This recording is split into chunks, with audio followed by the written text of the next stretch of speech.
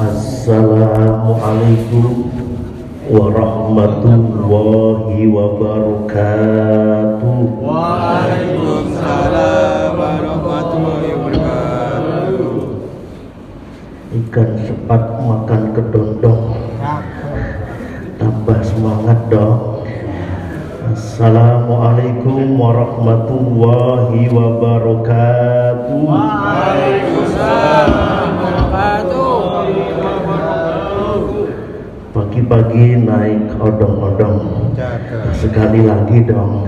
Assalamualaikum warahmatullahi wabarakatuh. Waalaikumsalam warahmatullahi wabarakatuh. Lisputeng ke Indramayu.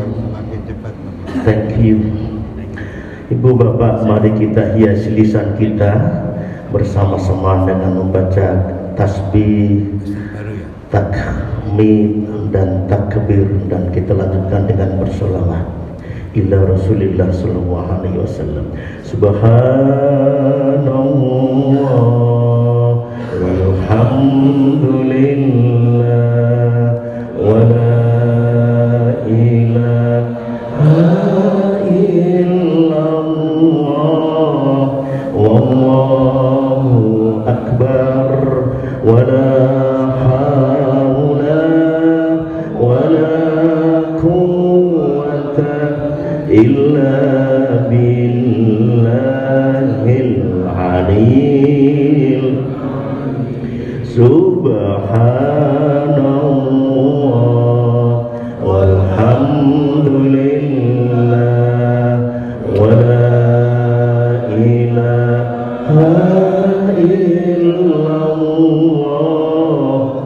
wallahu akbar wa la hawla wa la quwwata illa billahil aliyil azim. Sekali lagi, subhanallah walhamdulillah wa la ilaha illallah wallahu akbar wa la hawla wa la quwwata illa billahil aliyil. Sallallahu ala Muhammad sallallahu alaihi wasallam. Sallallahu ala Muhammad sallallahu alaihi wasallam. Ya Nabi salam alaika, ya Rasul salam alaika, ya Habib salam alaika. Salawatullah alaika. Bismillah walhamdulillah wal khairu wasyarru bi masyiatillah wassalatu wassalamu ala rasulillah Sayyidina Muhammadin ibni Abdillah wa la hawla wa la quwwata illa billah. Subhanaka la ilma lana illa ma 'allamtana innaka antal alimul hakim. Rabbi shrah li sadri wa yassir li amri wahlul 'uqdatam min lisani yafqahu qawli. Amma ba'd. Faqad qala ta'ala fil Qur'anil Karim, a'udzu billahi samiil 'alim minasy syaithanir rajim. Wal fajr wal layalin ashr wasyaf'i wal watr wal laili idza yasr hal fi dzalika qasamul lidhi hijr alam tara kaifa fa'ala rabbuka bi'ad irma dhatil imad allati lam yukhlaq misluha fil bilad. Wa qala Rasulullah sallallahu alaihi wasallam bainana wa bainal munafiqina fi sholati subhi atau kama qala Rasulullah sallallahu alaihi wasallam fi hadisin ukhra bainana wa bainal munafiqina fi sholati subhi wal isya. Yang saya hormati DKM Masjid Nurul Ikhlas, yang saya hormati para orang tua, sesepuh, bini sepuh, para penasehat, tokoh masyarakat, ibu-ibu, bapak-bapak, jamaah yang insya Allah sama-sama dirahmati Allah Ta'ala. Apa kabar semuanya, ibu bapak? Ini punten nih, suaranya masih termehek-mehek, habis muterin tawaf Ka'bah berteriak-teriak, jadi nggak bisa kencang-kencang ini bapak ibu ya. Baik semuanya bapak ibu ya, masih senang hidup di dunia atau udah rada bosan bapak ibu? Semoga Allah Ta'ala berikan tambah kebahagiaan buat kita. Ke Pelabuhan Ratu naik Garuda, landingnya di mana Bapak Ibu? Nggak ada bandaranya di sana. Ke Pekanbaru naik Innova, bawa kasur, bantal dan selimutnya. Bapak Ibu, semoga kita tambah bahagia, berkah umur dan berkah jabatannya dan banyak duitnya. Amin amin ya robbal alamin. Ke Ciputat beli terasi, semoga cepat naik haji. Udah setor? Udah. Wah, rada lama Bapak Ibu. Wong yang nyetor aja sudah 9 tahun.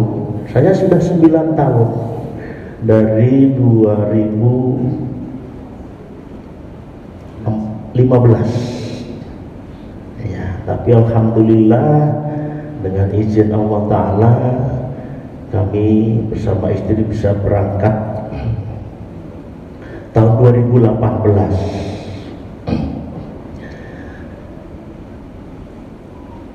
pakai visa ziarah syahsiah. Emang boleh Pak Ustaz? Boleh. Kan al-hajjul arafah, haji itu wukuf di Arafah. Laisa al-hajjul visa. Haji itu bukan visa. Cuman kalau mandiri ya harus berisiko, ditanggung sendiri. Kan haji itu ada yang reguler, ada yang plus, ada yang furoda. Ini yang resmi dari pemerintah. Kalau di luar ini kami berangkat dari Riyadh ke Jeddah. 2018 masih ada penerbangan ke Jeddah. Setelah itu nggak ada. Jadi dijemput pakai bis 10 jam ke Mekah, 6 jam ke Medina. Moga-moga Bapak Ibu sebelum kematian kita Allah Ta'ala berikan kesempatan bisa ziarah ke makam Kanjeng Nabi Muhammad Sallallahu Alaihi Wasallam. Apapun caranya, Allah banyak punya cara. Setelah kita mensucikan Allah dengan mengucapkan kalimat tasbih subhanallah dan yang maha suci, dan kelak kita menghadap Allah pun juga dalam keadaan suci, bersih dari dosa, dari kesalahan dan kekhilafan. Kemudian kita memuji kepada Allah Subhanahu wa Ta'ala. Sudah sepantasnya kita memuji kepada Allah yang berikan fasilitas hidup kepada kita. Dulu kita nggak jadi apa-apa, sekarang sudah jadi tentara. Dulu kita nggak bawa apa-apa, sekarang ada yang bawa Avanza, Innova, Grand Livina. Dulu kita nggak punya apa-apa, sekarang ada istri, anak, dan harta kekayaan yang kita simpan di BRI, BNI, dan di BCA pula. Maka sepantasnya kita mengucapkan Alhamdulillah, dan kita bertakbir kepada Allah, mengagungkan Allah, Allah yang maha agung. Allahu Akbar. Hanya kepada Allah kita beribadah, dan hanya kepada Allah kita meminta. Iyyaka na'budu wa iyyaka nasta'in. Hanya kepadamu ya Allah aku menyembah, dan hanya kepadamu ya Allah aku meminta. Kemudian kita bersolawat kepada Kanjeng Nabi Muhammad SAW. Bersolawat tidak harus menunggu malam Jumat, nggak usah menunggu hari Jumat. Ini tanda kecintaan kepada Kanjeng Nabi Muhammad SAW. Walaupun kita nggak pernah melihat wajahnya, walaupun kita nggak pernah mendengar suaranya, walaupun kita nggak pernah hidup sekomplek dengannya, tapi alhamdulillah sekarang kita masih beriman kepada Kanjeng Nabi Muhammad SAW. Oleh karenanya, yassir lana ya Allah ziaratan ila Rasulillah sallallahu alaihi wasallam. Yassir lana ya Allah, yassir lana ya Allah ziaratan haramika qabla mautina. Ya Allah, berikanlah kesempatan kepada kami, kepada keluarga kami, kepada tetangga-tetangga kami, kepada jamaah-jamaah kami, dan orang-orang yang pernah berjumpa dengan kami, untuk bisa ziarah ke makam Rasulullah Muhammad SAW sebelum kematian kami ya Allah. Inilah yang kemarin saya panjatkan doa Bapak Ibu di depan Kanjeng Nabi Muhammad SAW. Mudah-mudahan Bapak Ibu diberikan kemudahan. Amin amin ya robbal alamin. Pagi hari ini kita bisa hadir di Raudhah Riyadil Jannah, taman daripada taman-taman surga. Wong namanya tamannya harus menyenangkan Bapak Ibu, ya, menyenangkan. Kalau kita hadir di aslinya Raudhah Riyadil Jannah, rada susah sekarang, aturannya rada ketat. Kami bawa bapak-bapaknya hanya 5 orang, itu pun benar-benar diseleksi. Kamu nafar berapa orang? Hamsah, enak. Padahal ada orang ikut 1, nggak bisa Bapak Ibu. Seketat itu apa? Karena Desember itu high season, banyak yang hadir, ya, tapi ketat sekali. Tapi alhamdulillah kita bisa hadir di majelis taklim ini sama dengan kita hadir di taman daripada taman-taman surga. Terlebih kita bisa melaksanakan sholat subuh berjamaah bainana wa bainal munafiqina fi sholati subhi. Yang membedakan kita dengan orang-orang munafik itu sholat subuh Bapak Ibu. Pak Ustadz, kenapa nyebut orang munafik pelan-pelan? Takut kedengaran Bapak Ibu. Karena banyak di antara kita, saudara-saudara kita, tetangga kita yang belum hadir di Masjid Nurul Ikhlas. Tapi hebatnya mereka itu kalau kita datengin nih Pak nih ya, untuk kegiatan masjid, gampang keluarnya duit itu Bapak. Pak, kurang keramiknya berapa meter? Cuman 10 meter Pak. silahkan ambil di material, nanti punya kasih ke saya. Gampangnya seperti itu Bapak Ibu. Nggak tahu sebaliknya yang lama-lama di masjid ini malah susah, nggak keluar duitnya Bapak Ibu. Kalau nggak percaya, tanyain dah merbot imam itu kan lama di masjidnya. Saya juga Ustaz. Ustaz, belum selesai nih bangunannya. Apa? Belum selesai bangunannya. Gajinya saja buat kehidupan keluarga pas-pasan. Susah. Tapi hebatnya mereka yang belum di sini, itu kalau kita tawarin mintain data atau dia gampang Bapak Ibu. Ini pengalaman saya. Kok saya pernah jadi panitia pembangunan masjid dan musola. Mudah-mudahan saudara-saudara kita yang belum mau hadir sholat subuh di Masjid Nurul Ikhlas, kita doakan semoga Allah Ta'ala berikan bimbingan hidayah kepadanya. Inilah diantara satu daripada keajaiban sholat subuh. Diri kita dibebaskan dari sifat-sifat orang munafik Bapak Ibu. Kanjeng Nabi Muhammad SAW dalam sabdanya,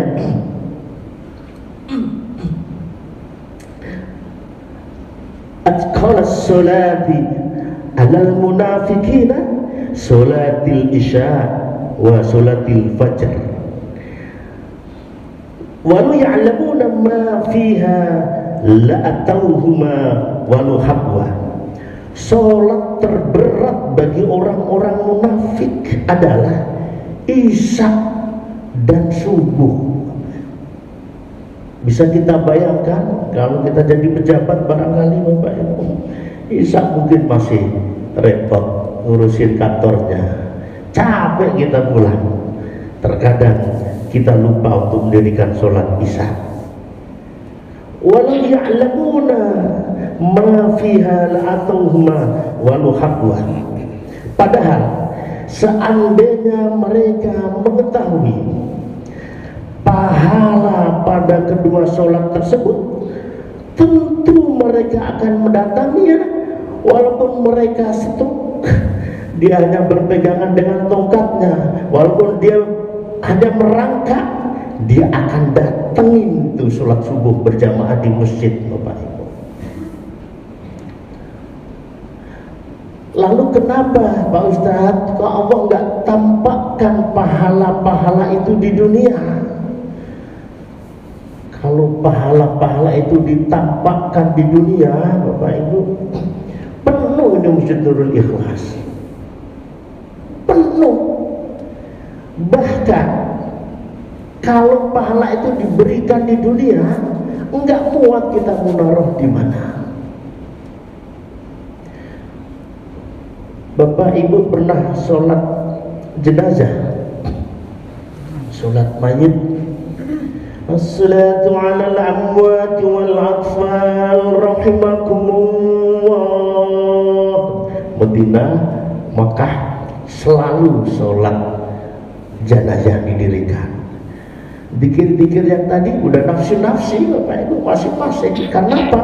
Pahalanya besaran sholat jenazah. Karena di Indonesia jarang kita sholat jenazah habis subuh, ya bagus pakai amalan zikir-zikir tadi. Kita melihat situasi dan kondisi. Kalau di Mekah kita hadir melihat Ka'bah, sunnahnya adalah tawaf, bukan sholat sunat tahiyat masjid gitu. Ibu bapak yang dirahmati Allah Subhanahu wa ta'ala, sholat jenazah itu barang siapa yang ikut sholat jenazah saudaranya atau enggak saudaranya, Allah akan berikan pahala 1 qirat. 1 qirat itu sebesar gunung Uhud. Gunung Uhud itu panjangnya 7 kilo, lebarnya 3 kilo. Berapa tuh? 21 kilo. Itu satu gunung Uhud Bapak. Terus barang siapa yang nganterin jenazah kawannya, tetangganya, atau jamaahnya, atau orang lain sampai ke pemakaman, anterin aja di depan pemakaman Bapak. Kan sudah ada petugasnya tuh. Malaikat, sudah saya anterin ini di depan makbarah, aku pulang ya. Allah tambah lagi pahala sebesar satu gunung Uhud lagi. Apa enggak besar Bapak Ibu? Dapat gunung kembar Bapak Ibu. Pertanyaannya, mau ditaruh di mana pahala yang besar itu? Itu baru sholat jenazah, apalagi sholat subuh. Makanya paksakan Bapak Ibu. Entar aja deh Pak, kalau udah pensiun ya monggo silahkan. Kalau masih hidup. Wah, kita ini nggak tahu kok umur kita ini sampai berapa. Nabi umurnya berapa Bapak Ibu? 63 tahun. Padahal Nabi itu lahir dalam sejarah, lihat buku-buku sejarah anak kita. Lahir 571, wafat 632. Terus kita tanya anak kita, berarti umurnya Nabi berapa nak? 63 tahun. Padahal 571 ke 632 enggak ada 63. Adanya 6. Adanya 61 Bapak. Kenapa selalu menghitungnya 63 tahun? Karena Nabi hitungnya pakai hijriyah Bapak Ibu. Berarti kata Nabi, umur umatku nanti nggak jauh dari umurku, antara 60 sampai 70 tahun. Andaikan lebih itu nggak banyak Bapak Ibu. Ini hari Sabtu tanggal 30, besok tanggal 31, terus malam tahun. Apa baiknya tahun baru Masehi itu Bapak Ibu? Kecuali untuk mengambil gaji. Untuk menghitung umur kita sedih seharusnya Bapak Ibu. Kan kita sudah kadung hitungnya pakai Masehi. Mestinya semakin ganti tahun baru kita harusnya sedih, enggak bersenang-senang ria di jalanan, di Ancol, seharusnya kita mengikuti apa yang disampaikan Umar bin Khattab radhiyallahu anhu, hasibu anfusakum qabla an tuhasabu. Hisablah diri kalian sebelum kita dihisab oleh Allah Subhanahu wa ta'ala. Ayo Bapak Ibu, kita jaga keluarga kita, istri, suami, dan anak-anak kita, daripada keluar rumah ya, sampai 2 hari, 3 hari, ya mendingan bikin makanan bareng-bareng, tetangganya dibagi, ini insya Allah tambah berkah. Kita nggak tahu umur kita ini sampai di mana Bapak Ibu. Ya. Berarti umur kita hanya 61 tahun kalau hitungannya masih mengikuti Rasulullah SAW. Saya 52 tahun, berarti masih 9 tahun kalau sampai. Kalau yang sudah pensiun 58 tahun berarti kurang 3 tahun. Kalau ada di sini umurnya sudah 59 tahun, udah berapa Bu? 2 tahun. Sudah ada 60 tahun, udah nggak usah dipantang makanya Bapak Ibu. Dan jangan lama-lama di rumah. Jangan mau lama-lama di rumah sakit Bapak Ibu. Jadikan Nurul Ikhlas ini pos untuk menghindari incaran malaikat Israel. Ini kalau enggak jamaah Nurul Ikhlas enggak tak kasih tahu nih Bapak Ibu, malaikat Israel itu enggak betah di masjid Bapak Ibu. Siapa pernah dengar selesai sholat subuh jamaah assalamualaikum warahmatullah, assalamualaikum warahmatullah, mati? Jarang. Duh, siapa yang gak mau seperti itu Bapak Ibu? Iya, posnya malaikat itu ya di rumah sakit Antariksa, Budiase, Pondok Gede, sama di rumah sampean yang gede-gede itu loh Bapak Ibu. Makanya yang sudah pensiun udah banyakin di sini. Yang masih dinas Pak, ya sakaratmu sampai lebih tahu dari mana saya. Kok seperti itu? Jarang kita mendengar orang meninggal di masjid. Innalillahi wa inna ilaihi rajiun. Jenazahnya di mana? Masih di rumah sakit Pak. Tuh. Jenazahnya di mana? Di rumahnya Pak. Rumah yang mana? Itu rumah yang gede. Insya Allah Pak, kalau kita perbanyak di masjid, di taman-taman daripada teman surganya, berkah umur kita Bapak Ibu. Dan yang kita inginkan nih Bapak Ibu, kita maunya itu setiap beribadah itu pahalanya cash, kayak BLT itu, bantuan langsung tunai. Kalau sholat sendiri umpamanya dimaterikan 1 juta, kalau berjamaah 27 juta. Assalamualaikum warahmatullah, assalamualaikum warahmatullah, buka sajadah 27 juta. Maunya seperti itu.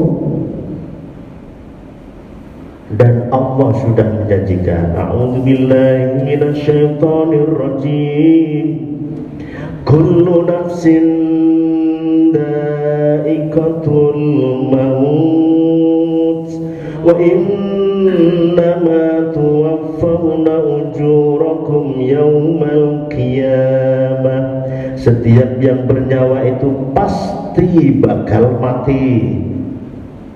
Setiap yang bernyawa itu pasti bakal mati. Bapak-bapak mati, ibu-ibu saya entar dulu Bapak Ibu. Dan kami akan sempurnakan pahalanya nanti di hari kiamat. Mati itu masuk ke kuburan. Al-qabru awwalu manjili fil akhirah wa akhiru manjili fid dunya. Kuburan itu awal kehidupan di akhirat dan akhir kehidupan di dunia. Selamat di kuburan, insya Allah selamat sampai akhirat. Jadi pahala yang kita inginkan itu nanti disempurnakan setelah kita meninggal Bapak. Setelah kita mati. Yang sopan meninggal apa mati Bapak? Meninggal ya. Inna sholati wa nusuki wa mahyaya wa meninggali ya. Pingin pahala kita itu dapat ya, tunggu setelah kematian Bapak Ibu. Dan kalau diberikan di dunia enggak muat, baru sholat jenazah saja 21 kilo kali 2. Mau sampai taruh mana Bapak Ibu? Gunung kan besar, apalagi ibadah-ibadah yang lain. Tapi ketahuilah Bapak yang dirahmati Allah Ta'ala, kelak kita menghadap Allah, dimasukkan ke dalam surganya Allah Ta'ala itu bukan karena banyaknya pahala kita Bapak Ibu. Kalau hitungannya pahala enak dong orang-orang Mekah di sana. Sekali sholat di Mekah 100.000 kali lipat di Masjid Nurul Ikhlas. Di Madinah 1000 kali lipat di Masjid Nurul Ikhlas. Kemarin saya sholat Jumat di Masjidil Haram. Saya bilang ke jamaah saya, Bapak-bapak, alhamdulillah kita bisa sholat Jumat di Masjidil Haram. Satu sholat Jumat di Masjidil Haram itu sama dengan 100.000 kali di sholat di Indonesia. Berarti Bapak nanti kalau sudah pulang enggak usah sholat Jumat lagi, itu masih lebih pahalanya. Tapi ditolak umroh sampeyan Bapak Ibu. Jadi kita masuk surga itu bukan karena pahala kita, tapi karena rahmat Allah Subhanahu wa ta'ala. Ya enak orang-orang Arab di sana Bapak Ibu, sholatnya di Masjidil Haram terus. Ternyata Allah itu sangat baik. Masuk ke dalam surga hanya karena rahmat Allah Subhanahu wa ta'ala. Ada cerita nih Bapak Ibu, orang ahlul ibadah, setiap siangnya puasa, malam qiyamul lail, jamaahnya terjaga, bacaan Qur'annya khatam terus, mati. Kemudian didatengin oleh malaikat, wahai ahlul ibadah, sampai mau dimasukin ke dalam surganya Allah Ta'ala karena rahmatnya. Kata ahlul ibadah, aku gak mau masuk ke surga itu karena rahmat Allah. Aku maunya masuk ke dalam surga itu karena jerih payah saya ketika saya masih hidup. Saya selalu puasa di siangnya, qiyamul lail di malam harinya, baca Quran, enggak kurang-kurang. Sedekah pun juga kami lakukan. Malaikat lapor kepada Allah Subhanahu wa ta'ala, ya Rabb, hambamu ini gak mau dimasukin ke surga karena rahmatmu, kasih sayangmu. Dia maunya masuk ke dalam surga karena jerih payahnya, karena pahalanya. Ya wes, sekarang matanya dicongkel satu aja, terus ditimbang dengan pahalanya. Matanya ditimbang dengan pahalanya, enggak ada apa-apanya, jomplang. Ternyata mata ini adalah nikmat dari Allah Subhanahu wa ta'ala. Dibandingkan dengan pahala yang kita lakukan, itu enggak ada apa-apanya Bapak Ibu.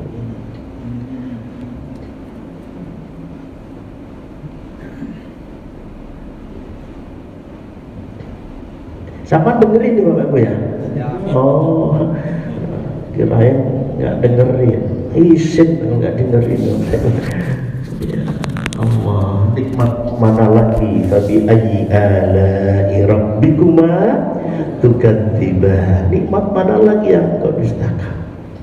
Cukup dengan melaksanakan perintah-perintah Allah Ta'ala dan berusaha menjauhi larangan-larangannya.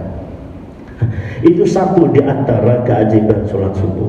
Yang kedua, sholat subuh adalah faktor dilapangkannya rizki. Dalam hadis Rasulullah SAW bersabda, wahai Fatimah, bangun dan saksikanlah rizki Tuhanmu, karena Allah membagi-bagikan rizki antara sholat subuh dan terbitnya matahari. Makanya kita kalau subuh nggak bangun, terus orang tua kita bilang rezekinya dipatok apa Pak? Kita bayangkan saja ya Pak, kalau kita ke kantor pagi-pagi, habis subuh aja, itu lancar.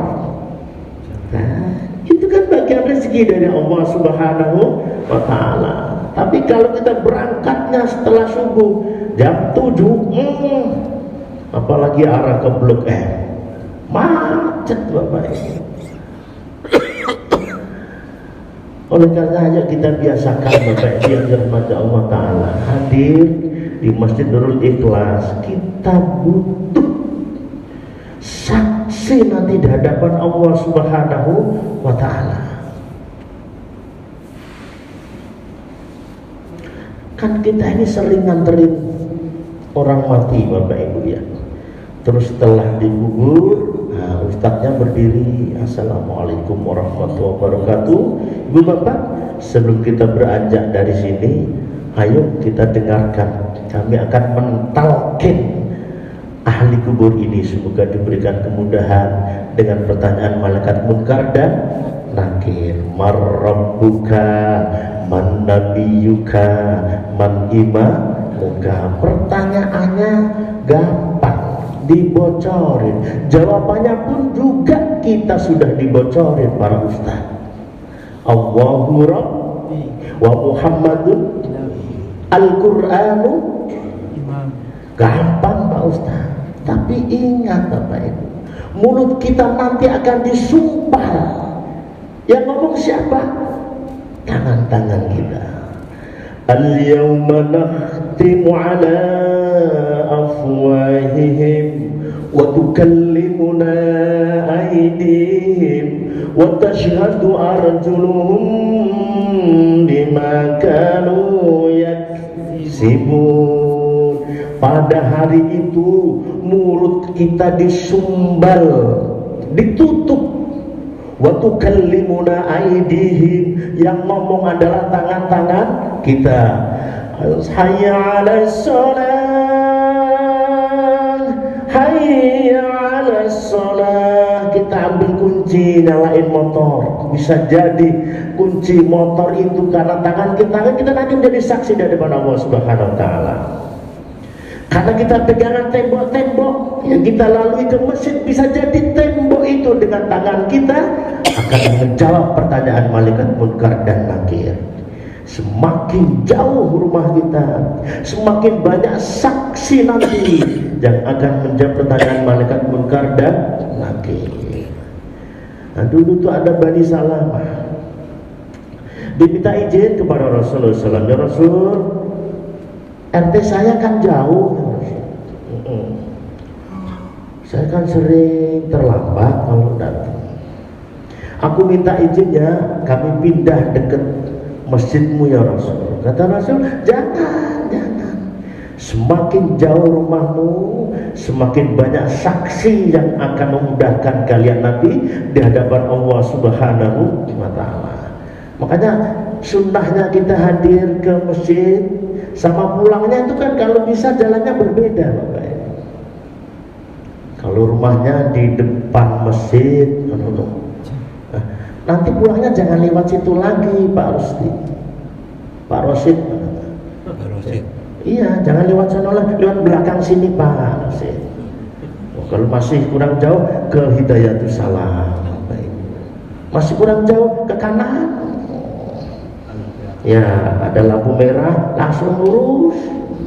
Yang penting di rumah fotonya jangan dihilangin. Ntar kalau nggak balik lagi, bawa ke TV One. Berangkatnya sama pulangnya disuruh berbeda. Pastinya kita tadi berangkatnya lewat jalur kiri, nah pulangnya gantian yang ke kanan. Kita butuh Bapak Ibu saksi nanti di hadapan Allah Subhanahu wa taala. Dan rezeki itu Bapak, selama ini yang ada di pikiran kita itu kan rezeki itu ya duit. Padahal rezeki itu banyak Bapak Ibu. Nikmata ini kasirum minan nas nisyan. Ada dua kenikmatan yang diberikan oleh Allah Ta'ala yang kebanyakan manusia itu lupa. Yang pertama, nikmat kesehatan. Sampai duitnya banyak Bapak Ibu, ngumpulin dari awal jadi tentara sampai hari pensiun, tapi nggak sehat, sakit-sakitan. Sama sehat tapi nggak banyak duitnya, pilih yang mana Bapak Ibu? Sehat tapi banyak duit. Aku juga mau Bapak Ibu. Ini sering kita lupakan. Makanya kalau kita lama nggak jumpa sama kawan, sama satu liting itu, apa kabar Pak? Alhamdulillah, kesehatan kita yang ditanya. Kaifa halik? Bi khair alhamdulillah. Kesehatan yang selalu ditanyakan Ibu Bapak. Baru nanya, engkau sekarang dinas di mana? Rumahmu berapa? Anakmu berapa? Gajimu berapa? Tanahmu berapa? Istrimu? Tentara nggak boleh lebih daripada satu, cukup satu saja. Satu di sini, satu di sana. Nggak boleh. Baca Sabta Marga kan ada tuh, ya kan? yang boleh nikah lebih dari satu adalah kiai Pak, kiai Haji Anu, Kiai Haji, nah itu boleh. Ada yang 3 naik lagi, nggak ustadz, nggak kiai, syekh. Saya sama Pak dulu yang pujinya telu, syekh puji ya kan? Halal semuanya dinikah Pak, ada walinya, tapi kok bisa dihukum gitu Bapak Ibu. Hukum di dunia seperti itu. Ada yang lebih dari 3 naik lagi, bukan ustadz, bukan kiai, bukan syekh, yang sama dulu pun yang subur 8 bujune Bapak. Ini madhab apa ini ya gitu. Indonesia ini luar biasa. Cukup 1 ini pun juga tanggung jawabnya nggak hanya di Trikora Bapak Ibu. Sampai nanti apakah istri dan anak-anak kita masuk ke dalam neraka atau surga, itu tanggung jawabnya sampean Bapak Ibu. Suaminya yang bertanggung jawab.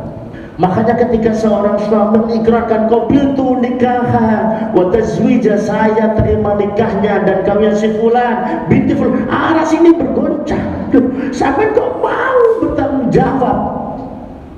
Yang seharusnya bertanggung jawab adalah mertua kita ini saat itu berpindah kepada suaminya.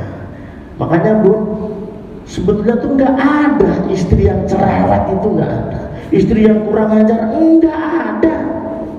Istri yang pelit enggak ada. Enggak ada salahnya istri itu. Walaupun dia naik motor, sennya ke kiri, beloknya kemana Bu?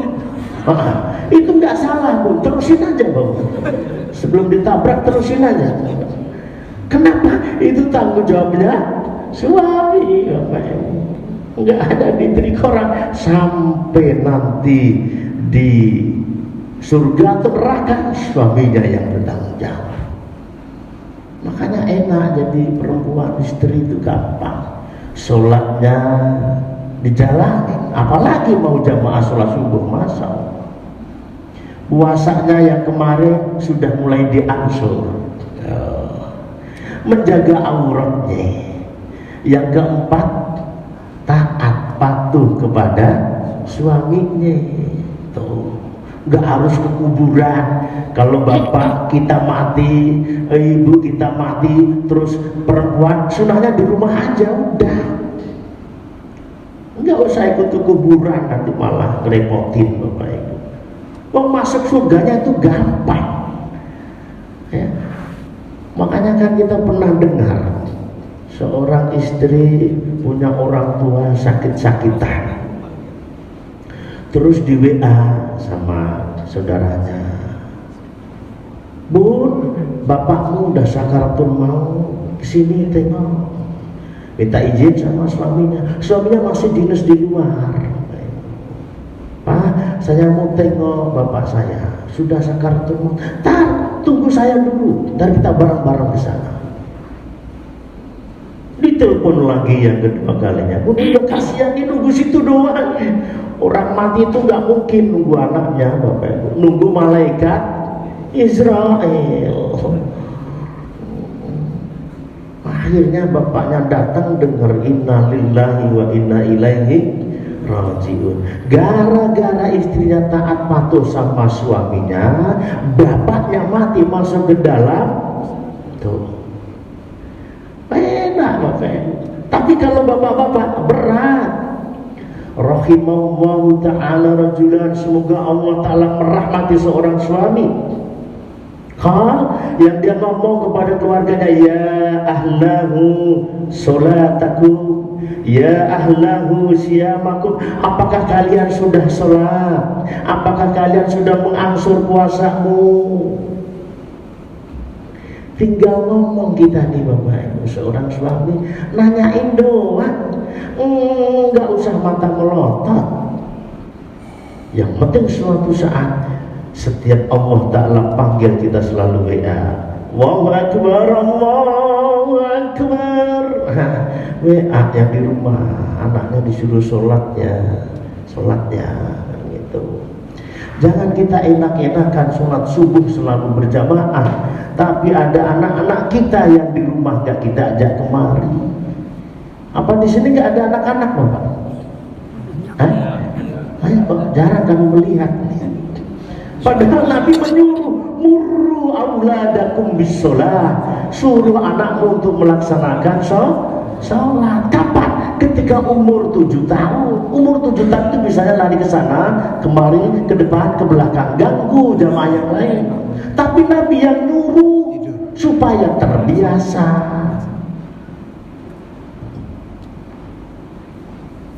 Tapi jangan disuruh saja, bawain sajadah. Kayak orang-orang Mekah itu bawain sajadah yang gede, sampingnya anaknya.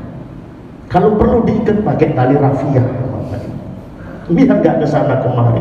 Tapi di Indonesia dijadikan perwakilan. Hayya 'alas shalah. Nah, sudah maghrib, nah sana ke masjidnya. Bapak, lagi nyopot sepatu. Sepatunya tentara kan susah nyopotnya, Bapak, karena talinya banyak. Tentara dulu